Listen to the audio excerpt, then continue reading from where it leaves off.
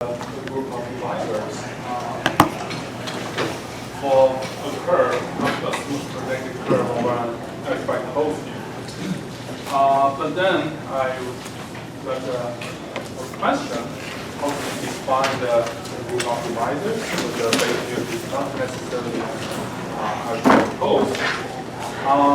If you just you just use the same definition. Consider a formal finite sum of k rational points on the curve C. When the base field k is small, then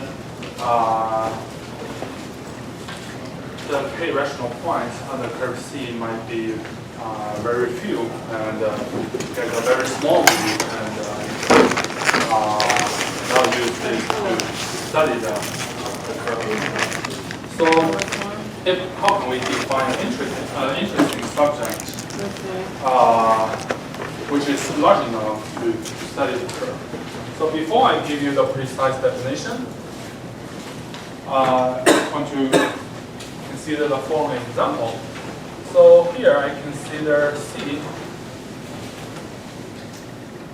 to be the projective line over the field of rational numbers. And of course, Q is not algebraic closed, and I consider the divisor to be P1 plus P2. Here is the point P1 has coordinates square root 2, 1, and P2 has coordinates negative square root 2,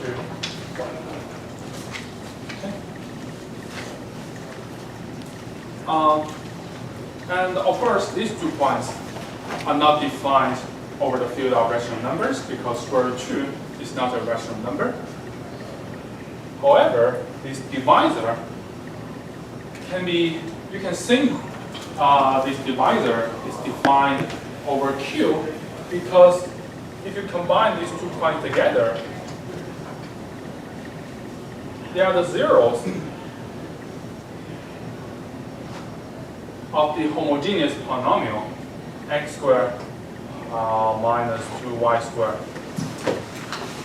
It is the zero of this homogeneous polynomial, and this polynomial has coefficients in the field of rational numbers. So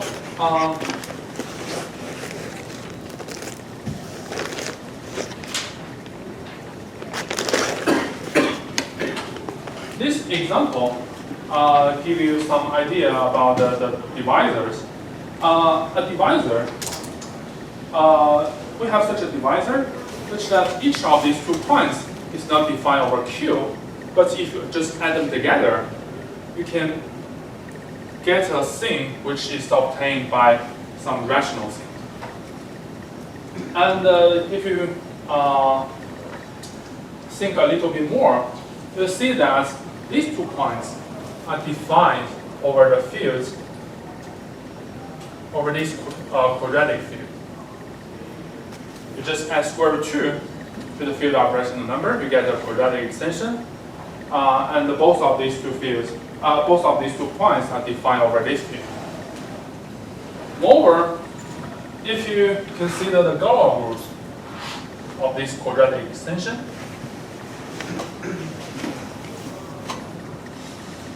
the non-trivial element in this Gauss group, if x on this projective line, you just let the elements in the Gauss group acting on the corresponding coordinates, and the non-trivial elements of this Gauss group will permute these 2 elements. Okay, so based on this observation, so for simplicity, I made the assumption that in the following discussion, I assume that the base field is a finite field, and if I have, and also I fix the algebraic closure of the finite field FQ, and I start from the k-bar rational points on the smooth projected curve C.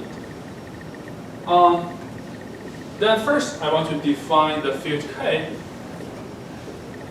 to be an extension of the base field small k.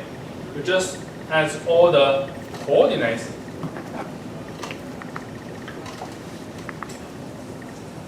of P to the finite field K, then you get a finite extension of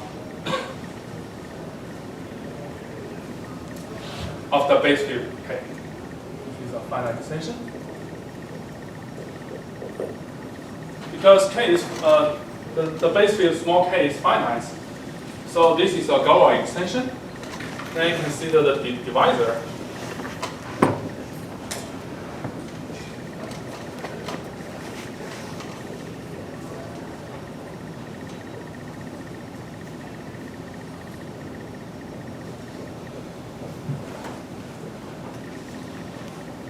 You just consider all the elements in the Gauss group of this finite extension. Then for each of these elements in the Gauss group, you then these elements acting on the point P. Again, you're just acting on the coordinates of the point P, because the curve C is defined over the base field small k. So if you under this Gauss action, again you get the points on the curve. And then we get the divisor. Originally, it is a divisor defined over the algebraic closed fields of K, because actually none of these points, none of these single points is defined over the base field small k. But if you just consider this formal sum, you use the Gauss group, use the absolute Gauss group of the base field K acting on this formal sum. Actually, any elements you act on each of these single points, then you just permute these points. Okay, so this formal sum is stable under the action of this Gauss group. Okay, and you can make an analog with the Gauss theory. If you have an element in the algebraic closure of K, which is stable under the action of this Gauss group, then the Gauss theory tells you that this element must belong to the base field small k. So if you want to make an analog, it is expected that this divisor should be considered as a divisor defined over the base field small k. Okay? I call this divisor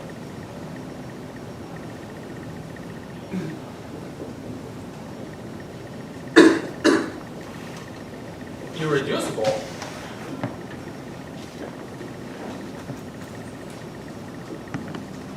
because there's no way to write this divisor as the sum of two other divisors, of two other effective divisors, which is of this shape, except the trivial one. For example, 0 plus the divisor, or the divisor plus 0. This is the only possibility to write this divisor as the sum of two effective divisors defined over K. Okay? But over K bar, of course, you can decompose it. But over the base small field K, you cannot decompose this divisor. So this is why it's called irreducible.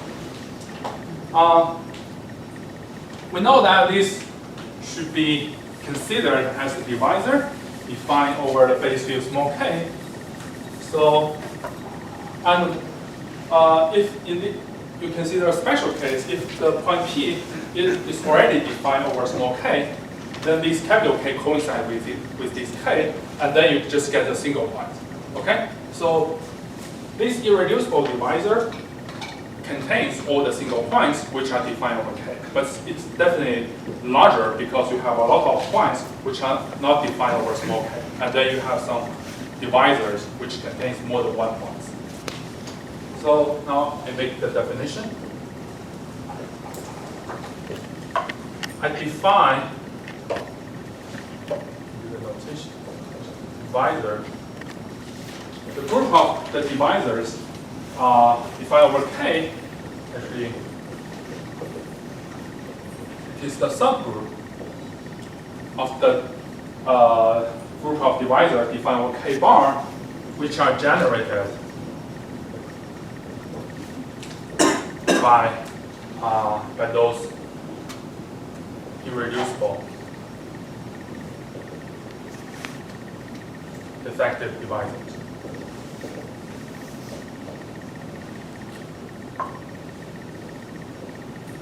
So recall, yesterday I defined the notion of effective. A divisor is effective if and only all these coefficients, these integers, are non-negative. But here, you know, all the coefficients are 1, so of course it's an effective divisor. Then you just consider the subgroup. The subgroup. Consider the subgroup generated by these irreducible effective divisors. Then you get all the divisors defined over K. Or in other words, you can think about this definition this way. The Gauss action acting on the set of K-bar rational points of the curve C, and then it also acts on the set of divisors on the curve. Then the divisor defined over K are exactly those divisors, which is invariant under the action of this Gauss group. Okay. So this is the definition of the divisor group in the general basis. Then in the following, I will define several important subgroups of this divisor group. The first one,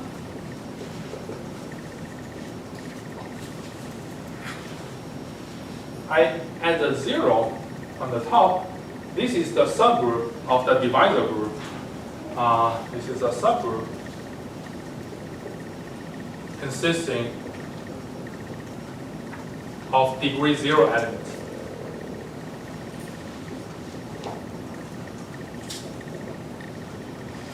So if you have two divisors, both of them have degree 0, add them together, then the sum of these two divisors still have degree 0. Okay? So this is the first subgroup. To define the second subgroup, I need to introduce an operation.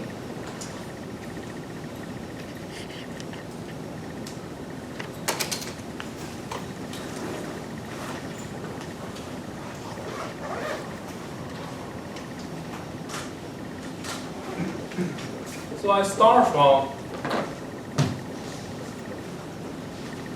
a non-zero element in the field of rational functions on the curve C. Rational function means it is the quotient of two regular functions on curve C. For example, on P1,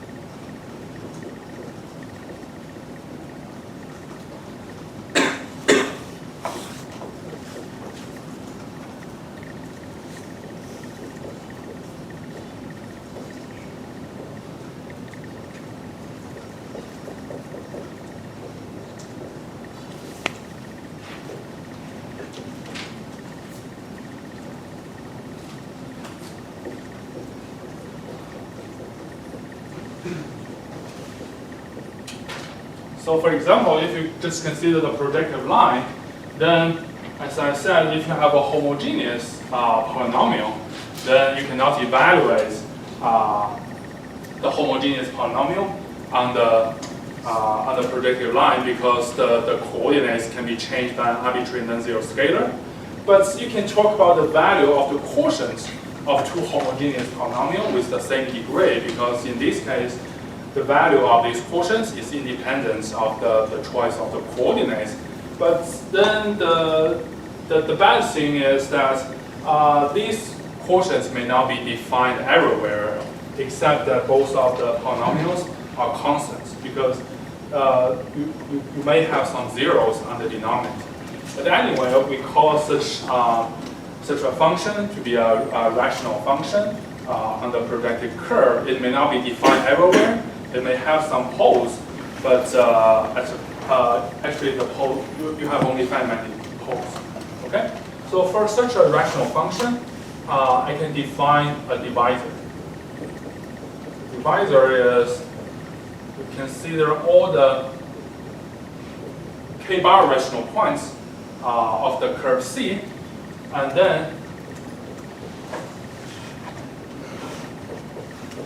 divisor is this. Here, the order of the rational function f at p is just defined in the usual way. If f has a 0 at p, then this is just n. N is the multiplicity of this 0 of this rational function. And if f has a pole at the point p, then this is -1 times the degree of the pole. And if f is non-zero and p is neither a 0 or a pole of the function f, then this is just 0. Okay? Because a rational function can only have finite many zeros and finite many poles, so this is a well-defined divisor. And the more important thing is the degree of a divisor you get in this way is 0. Or in other words, the sum of or the number of the zeros of a rational function should be equal to the number of poles of a rational function if the zeros and the poles are counted with multiplicity.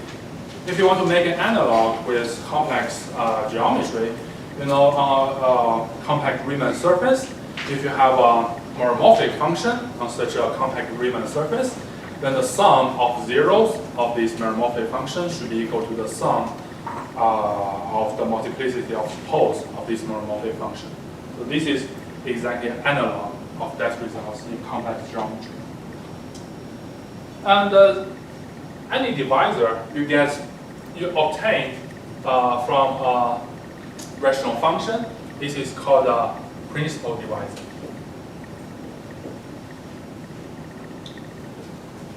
Okay, and here I can define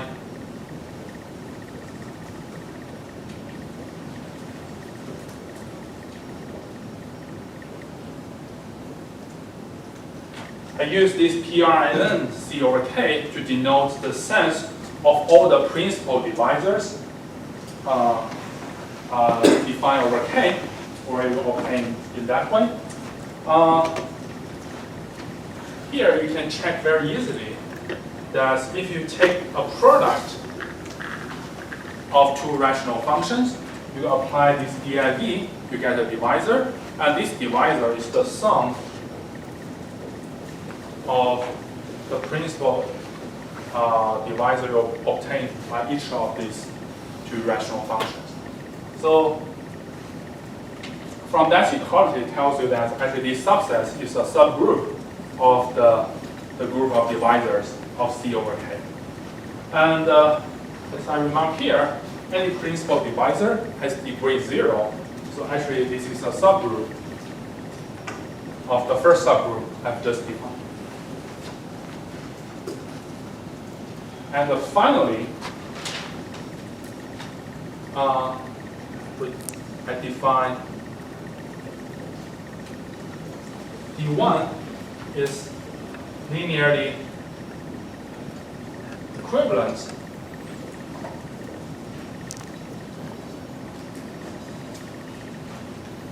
to another divisor D2. So we say that two divisors are linearly equivalent if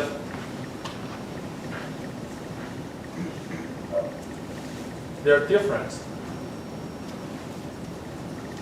is a principal divisor. Or in other words, their difference is inside this subgroup. And the notation is like this. D1 is linearly equivalent to D2. This is the notation. You can check very easily if this is an equivalent relation. So that's actually a lot of definitions for divisors. Then, but with the language of divisors, we can rewrite the zeta function in terms of the divisors. So recall, the zeta function is defined to be the exponential of the formal power series.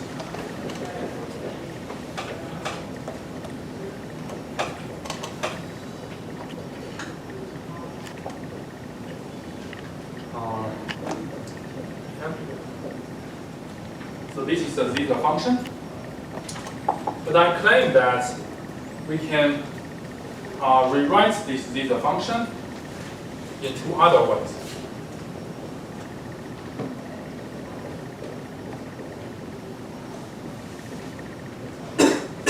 The first one, we can write it as an infinite product. The second one, we can write it as a formal power series.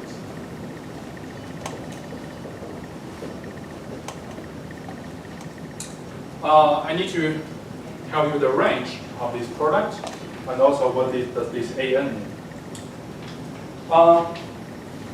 Here is in the product, this D, it ranges in the sense of irreducible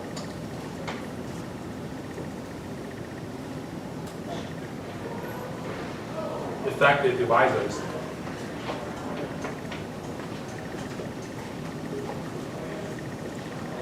Over K. In other words, you should I have erased that. This D should be of the form is the sum of all the orbits of the points under the action of the Gauss. This is the range of this product, and this AN is the number of effective divisors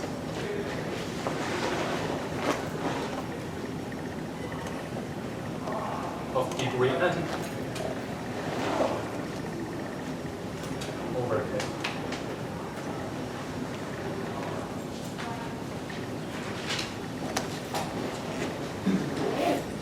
So in particular, it should be an integer. As a corollary, we know that this formal power series all has coefficients in integers. It's not clear from the original definition.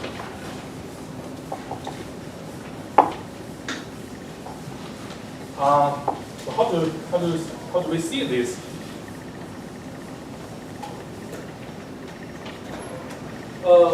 Actually, we first prove these two are equal, and if you know these two are equal, if you want to identify these two, it's just to expand this product into this infinite sum. So I will leave the proof of the second equality as an exercise to you. And also you can take a look at the notes I will post maybe tonight or tomorrow for the proof of the second equality. In today's lecture, I want to prove these two are equal. So to prove this, I introduce a new notation. I denote this sigma L to be the number of irreducible effective divisors of degree n of degree L over K.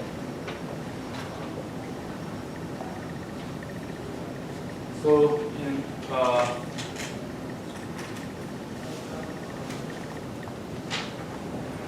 okay, then I have the equality. Under this notation, the number of the fq to the n rational points on the projected curve C can be written as the sum of n plus 1. Here, the sum is taken over all the factors of the integer n, and then you multiply n and the sigma n, you take the sum. Why this is true? So I explain this identity because, for example, if you take this D,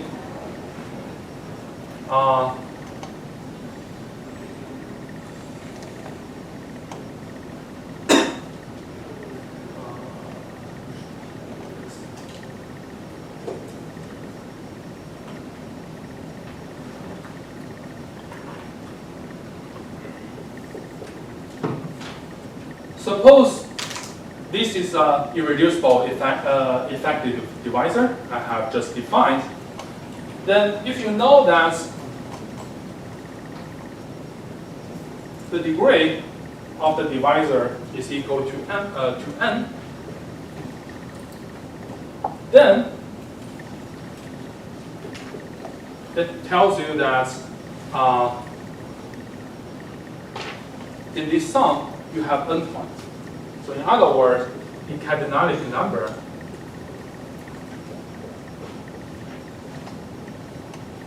of this Gauss group should be n, which is the same as the degree of this field extension by Gauss. Okay? So in other words,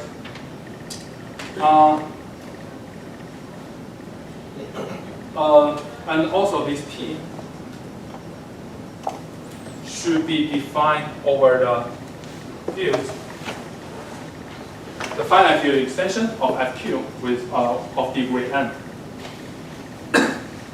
So if you have such a irreducible effective divisor with degree n, we know that each of these points should be defined over the field, the finite field extension of degree n with n, this n, and if this point is also defined in these fields,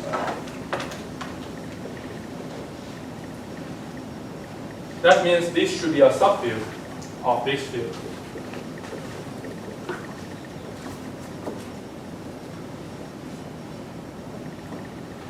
So this is why you need to require n is a factor of n.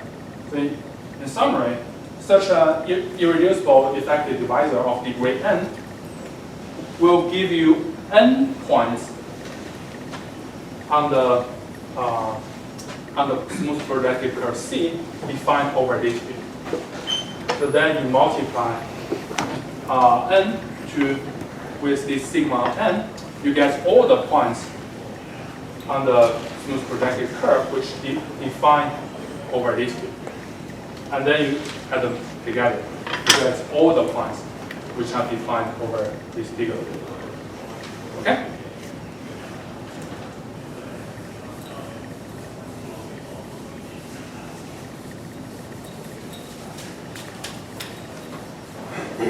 So if we now we have this equality, then I take the logarithm of the zeta function.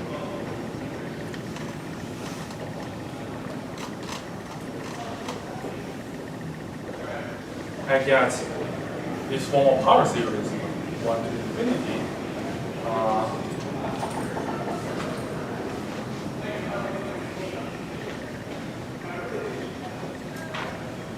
I get this form of power series. But here in the numerator, I can replace the number of FQ to n rational points by this sum. So we get sigma m1 infinity, and then sigma, you take the sum over all the factors of n, and then we have n sigma n over n.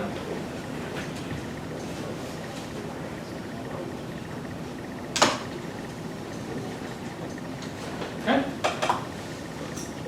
So in other words, here you take the sum over all the pairs of m and n, such that n is a factor of m. So here you do a change of variables. You take m to be n times h, because n is a factor of m. So you can always find h, which that this is true. And then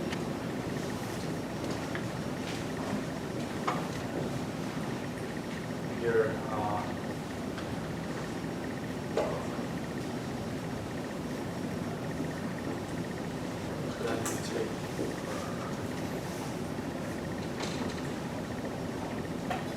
then you take the sum, actually, now you take the sum with respect to n and h.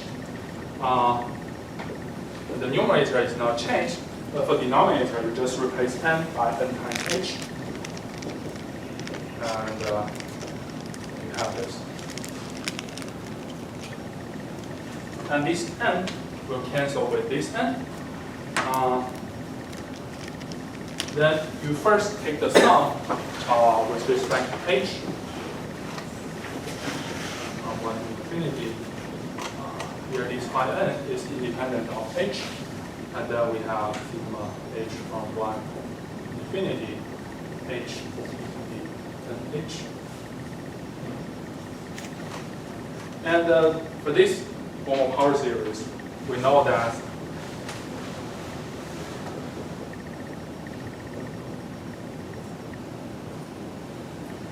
it is the negative log function.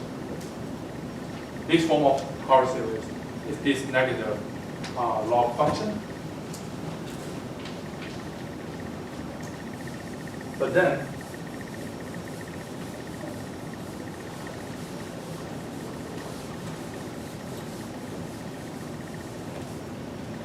I can write the sum as from 1 to infinity.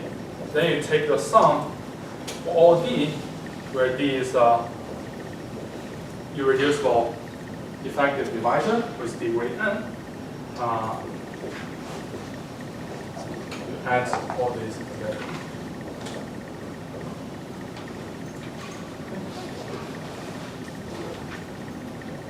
Let me explain why this is true. Because as long as you have a irreducible effective divisor of degree n, you have such a log function. How many divisors you have? In total, you have phi n such divisors.